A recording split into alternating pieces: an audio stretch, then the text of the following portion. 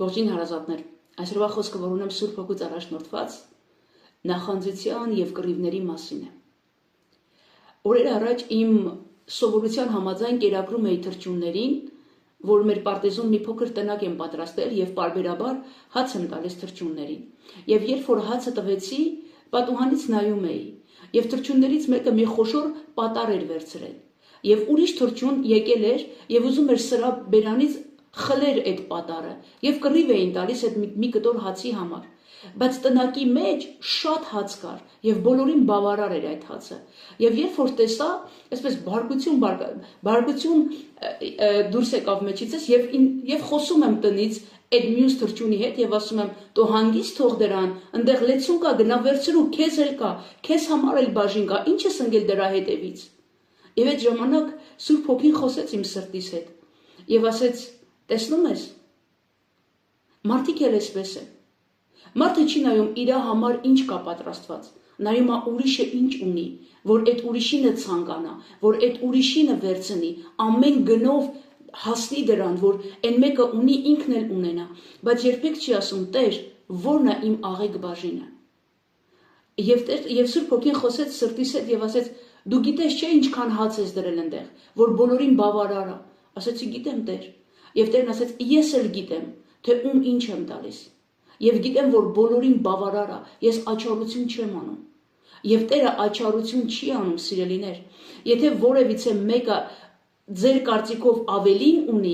դա ոչ թե որ Տերն է աչառություն անում, որ ավելին ունի, այլ Տերը ի նկատի է ունենում այդ մարդու ցանկությունը, այդ մարդու կարողությունը, նվիրվածությունը ավետարանին և Աստծո խոսքին։ Եվ ըստ այդմ Աստված տալիս է, բաշխում է ծառայությունները։ Ոչ թե որ Աստված է անաչառ և Աստված տարբերություն է դնում, այլ տարբերը մենք ենք։ Մի մարդ կարող է իր կյանքի 50%-ն է դնում ծառայության,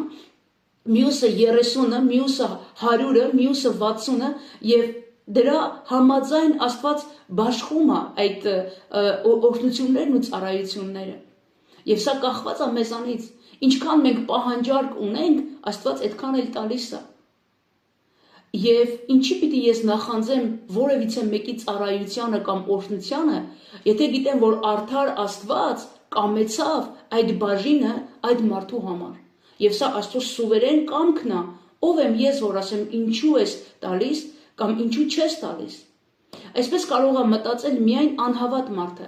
ով Աստված ճանաչություն չունի, ով Աստծո բացարձակ արդարությունը չի ընդունում, Աստծո արարիչ Աստված լինելը, Քրիստոսի խաչը, մահը, հարությունը չի ընդունում, չի կարդում Աստվածաշունչ, հարատև աղոթքի կյանք չունի, նորմալ է, որ այս տեսակի մարդու մեջ նախանձություն լինի և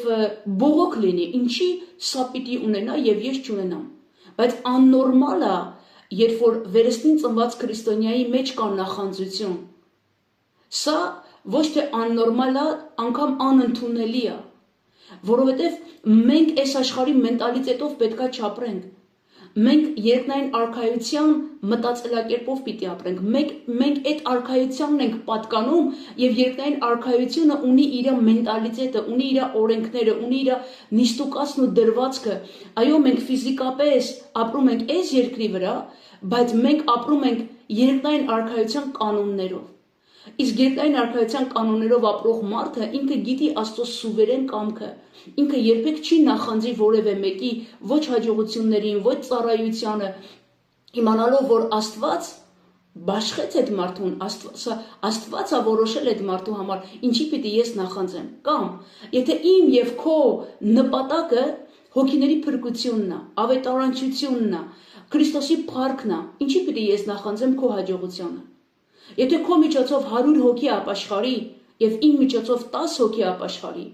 կարևորը որ 110 հոգի երկինք է գնալու և երկինքը ցնծում է դրա համար և կապ չունի, թե որս ինչքան կարողացանք և սա կախված է մեր կարողությունից։ Սրա համար ես չեմ կարող նախանձեմ որևէ մեկին, որի կարողությունը ավելի է իմ կարողությունից, որի նվիրվածությունը ավելի է իմ նվիրվածությունից։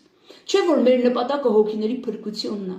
ոչ թե մեր անձի փառավորվելն է, այլ Քրիստոսի փառավորելն է։ Ինչի պիտի ես նախանձեմ։ Այսօր մարդիկ ասում են,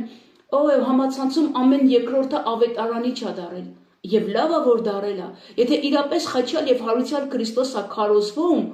սա ուրախություն պիտի լինի, ոչ թե նախանձի առիթ պիտի լինի։ Երբ որ Հեսուն եկավ Մովսեսին ասեց, գիտես բանակում ինչ որ մեկը մարգարեանում է, գնամ արգելեմ, որ չմարգարեանա, որովհետև նախանձախնդիր էր Հեսուն Մովսեսի համար, Մովսեսն ասեց երանի թե ամբողջ ժողովուրդը մարգարեանար։ Եվ սա ուրախություն կլիներ Մովսեսի համար եւ Աստծո համար, որ մարդիկ Աստծո ձայնը լսեին եւ հնազանդեին Աստծուն։ Բայց այսօր մենք մարդիկ ենք տեսնում, որ ավետարանում են, ինչքան որ կարողանում են իրանց կարողության չափով, բայց շատերին դուրս չի գալիս։ Շատերի կողմից պիտի ինչ որ հատուկ տիտղոսներ լինի, որ դու ավետարանես։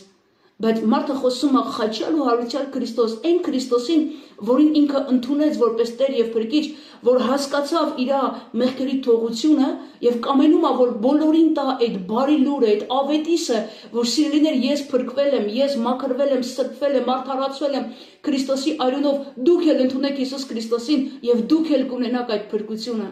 Ինչ վատ բան կա սրա մեջ։ Ինչի ենք մենք նախանձում իրար։ Մենք պիտի ուրախանանք ամեն մի փրկված մարդու համար եւ կապ չունի թե ում միջոցով եղավ այդ փրկությունը։ Փրկությունը միայն Քրիստոսի միջոցով է։ Մենք գործիք ենք, մենք այդ ձայնն ենք անապատի մեջ կանչող, որ մարդկանց կանչենք Քրիստոսին։